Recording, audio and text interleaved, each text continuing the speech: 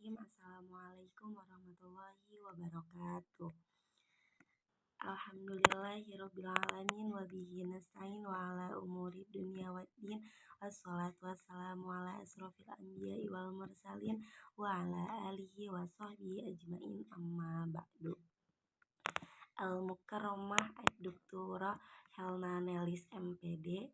Walan sau'arifu lakun anin nafsi ismi Tika Amelia wa ana toliba fi Jami'ah Al-Islamiyah Al-Hukumiyah Sultan Maulana Hasanuddin Banten fi Qismi Ta'limil Lughatil Arabiyyah. Lanjutkan ke tema ini, saya akan menjelaskan tentang pengertian dari pendidikan.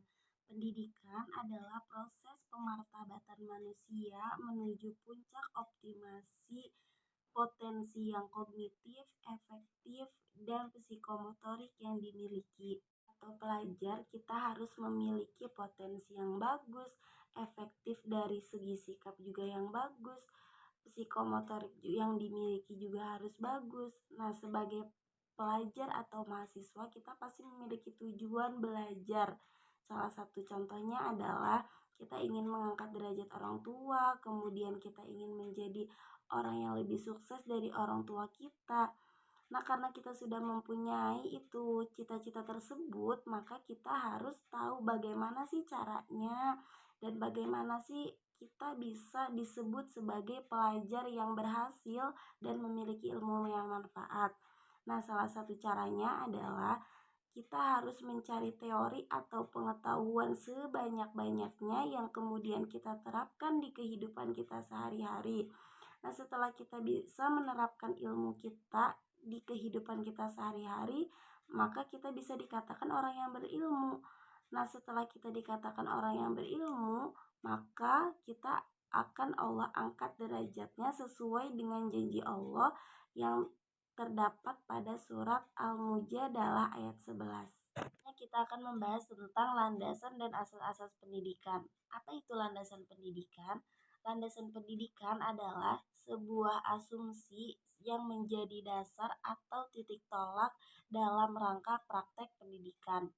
Secara singkatnya, landasan pendidikan adalah sebuah tumpuan berpikir dari berbagai pakar.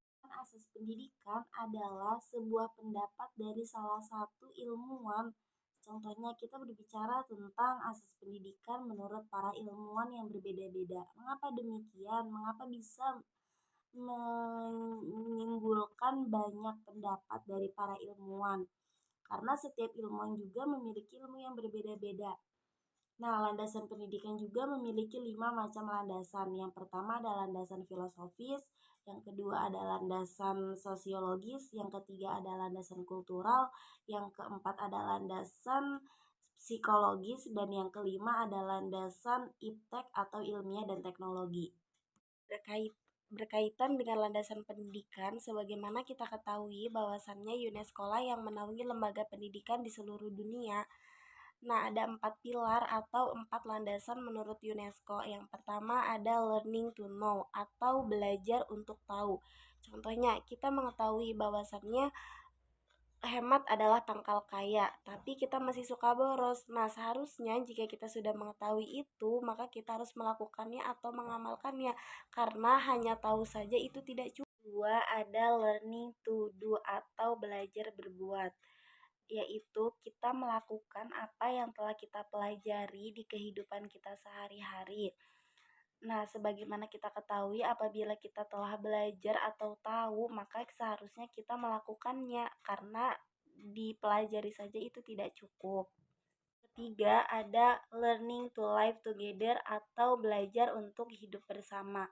Kita sebagai makhluk sosial yang hidup bermasyarakat, maka kita harus bisa hidup bersama dengan orang lain yang memiliki latar, budaya, ekonomi, sosial, agama, dan keanekaragaman yang berbeda-beda. Keempat, ada learning to be atau belajar untuk menjadi seseorang. Artinya, pendidikan harus bisa menyumbangkan perkembangan yang seutuhnya dari setiap orang, baik dalam jiwa raga, estetika tanggung jawab, intelijensi, dan nilai-nilai spiritual. Nah, 4 pilar tersebut dijadikan landasan untuk pencapaian sebuah pendidikan. Kita akan membahas tentang pembahasan kita kali ini, yaitu tentang landasan pendidikan. Yang pertama, filosofis. Apa sih yang dimaksud dengan landasan filosofis? Landasan filosofis atau landasan filosof terdiri dari dua kata. Yang pertama filos dan yang kedua ada logos, yang artinya cinta kebijaksanaan. Nah, seorang pelajar yang memiliki kebijaksanaan, maka dipastikan akan lebih baik lagi pendidikannya. Karena ketika kita sudah bisa mengamalkan landasan tersebut, berarti kita sudah dewasa. Karena bisa dipastikan seorang yang sudah dewasa itu bijaksana, berbeda dengan anak kecil yang emosionalnya belum bisa terkontrol. Kita sebagai calon pengajar atau calon guru, kita harus bisa mengamalkan landasan filosofis ini agar menjadi guru yang bijaksana. Baik, untuk selanjutnya saya akan menjelaskan tentang landasan sosiologis. Berbicara tentang landasan sosiologis, landasan ini berkaitan dengan kemasyarakatan atau interaksi sosial. Kenapa sih harus adanya interaksi? Karena dalam sebuah pendidikan interaksi itu sangat penting. Biasanya seorang guru sangat dihormati di masyarakat. Nah, bagaimana seorang guru itu bisa mengamalkan landasan ini agar bisa berinteraksi di dalam masyarakat, di dalam kelas, juga di dalam suatu kelompok? Maka landasan ini sangat penting dan harus dimiliki setiap calon pengajar. Selanjutnya ada landasan kultural atau budaya. Landasan kultural. Landasan ini berkaitan dengan kebudayaan. Nah, kita sebagai seorang pengajar atau guru, kita harus mengetahui kebiasaan atau kebudayaan masyarakat setempat agar kita bisa diterima di masyarakat tersebut. Seperti halnya cerita dari Wali Songo. Mereka itu mengedepankan kebudayaan masyarakat setempat, tidak mengedepankan agama Islamnya, karena mereka tahu bahwasannya kebudayaan di setiap daerah itu berbeda-beda, sehingga Islam bisa diterima di masyarakat itu karena mereka mengedepankan budaya mereka atau budaya masyarakat tersebut. Selanjutnya adalah landasan psikologis. Landasan ini berkaitan dengan perkembangan, baik perkembangan secara umur ataupun mental. Contohnya, perkembangan anak usia 0 sampai 6 tahun itu seperti apa, anak dari usia 10 sampai 17 tahun itu seperti apa. Nah, kita sebagai pengajar atau pendidik kita harus mengetahui itu. Misalnya anak usia 17 tahun itu mereka menginjak usia remaja, di mana masa-masa yang labil dan gampang terpengaruh oleh lingkungan sekitar. Ada landasan iptek atau ilmiah dan teknologi. Landasan ini juga sangat penting karena perkembangan zaman pada saat ini sangatlah cepat. Nah, sebagai seorang pengajar atau pendidik, kita harus selalu update informasi dan update diri agar tidak tertinggal dengan perkembangan zaman sekarang. Selanjutnya adalah asas-asas pendidikan. Seperti yang sudah saya katakan di awal, bahwasannya asas pendidikan adalah sebuah pemikiran dari salah satu pakar. Nah, asas pendidikan juga terbagi menjadi tiga. Yang pertama, asas tuturi handayani. Yang kedua, asas belajar sepanjang hayat. Dan yang ketiga, ada asas kemandirian dalam belajar. Pertama, ada asas tuturi handayani. Asas ini bermakna apabila berada di belakang maka akan selalu mengawasi. Artinya, pendidik akan menjadi pengawas atau kontrol dalam pelaksanaan pendidikan. Jadi tidak selamanya pendidik itu berada di tengah-tengah peserta didik, karena ada posisinya peserta didik itu berada di lingkungan belajar, di lingkungan keluarga, dan di lingkungan masyarakat. Hingga pada posisi seperti itu, pendidik berperan sebagai pengawas atau kontrol.